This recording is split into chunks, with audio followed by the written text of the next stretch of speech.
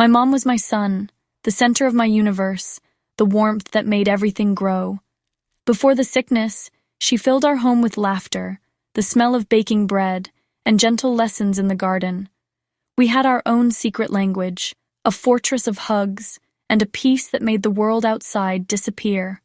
She taught me to ride a bike, promising she wouldn't let go until I was ready. She never let me fall. Those memories became my lifeline. I needed them when the warmth faded and the cold crept in.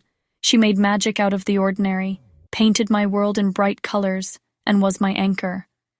It's important you know her light before the darkness. She was not a monster.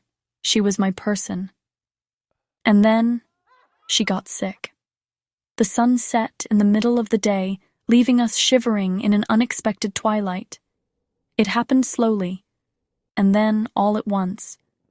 That's where our story truly begins.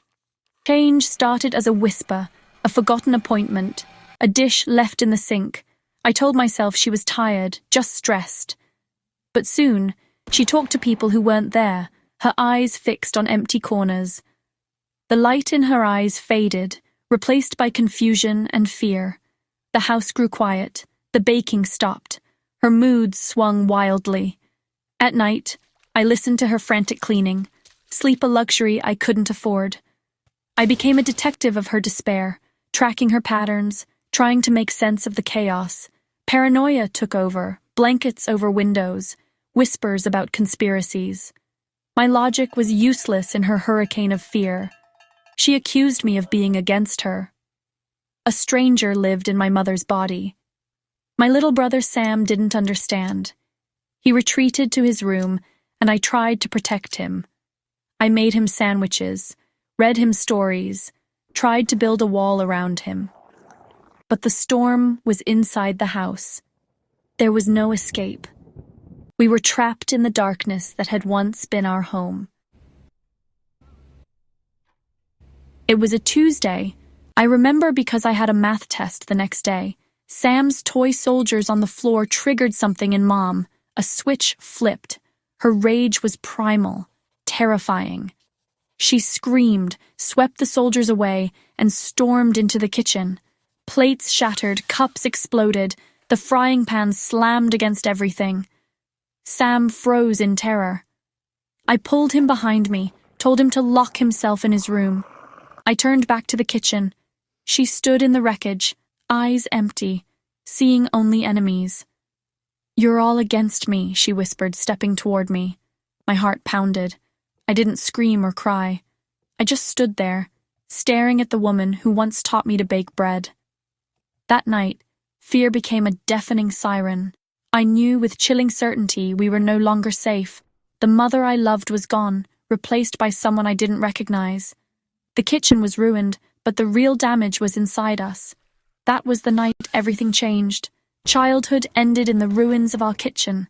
The storm was here to stay. We tried to get help. My dad made endless phone calls to doctors, therapists, hotlines. After a bad night, we took her to the ER.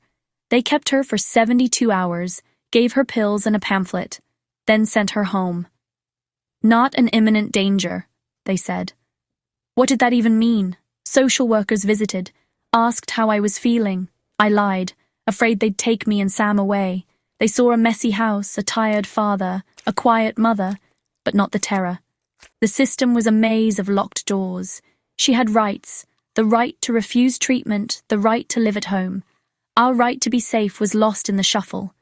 The people who were supposed to help just wrote things down and promised to follow up. The follow-up never came. Each failed attempt made her worse, fed her paranoia. The circle of trust shrank until it was just her and the voices in her head.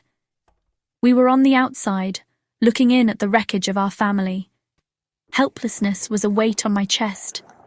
We were drowning, and the people on the shore just waved, telling us to swim harder. No one could save us but ourselves.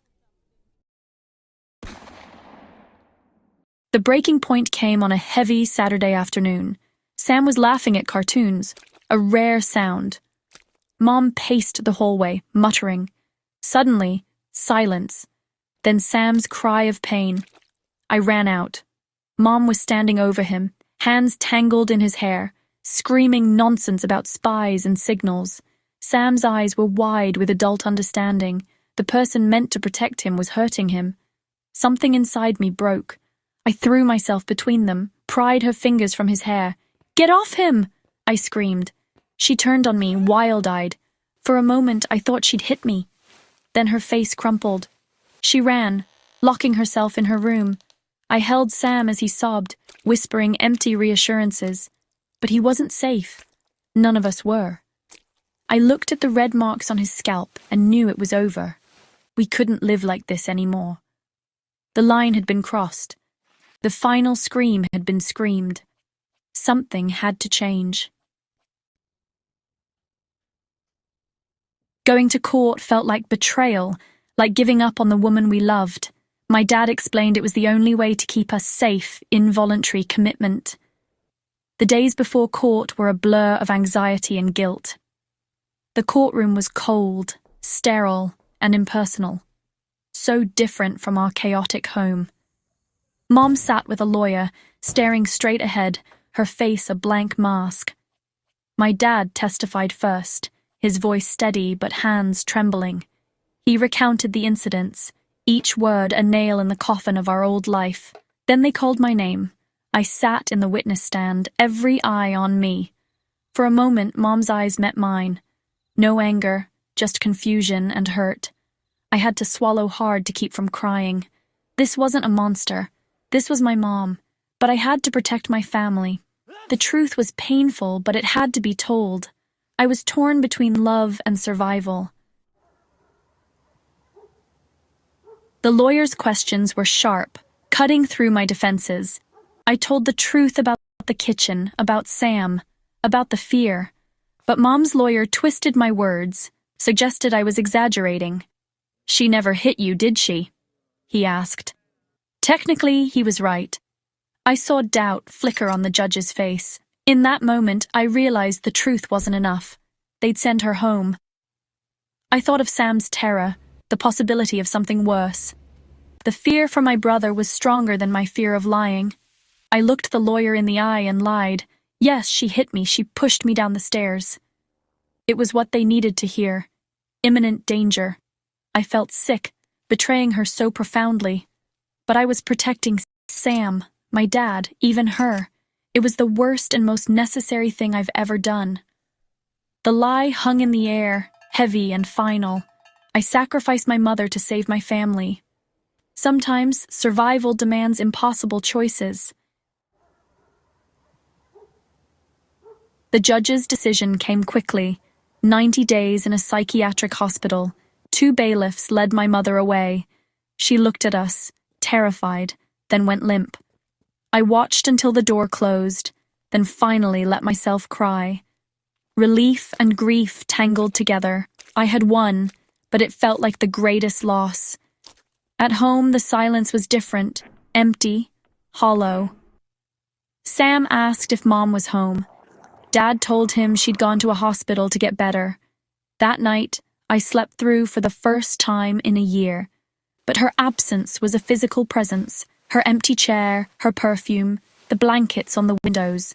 We were safe, but broken.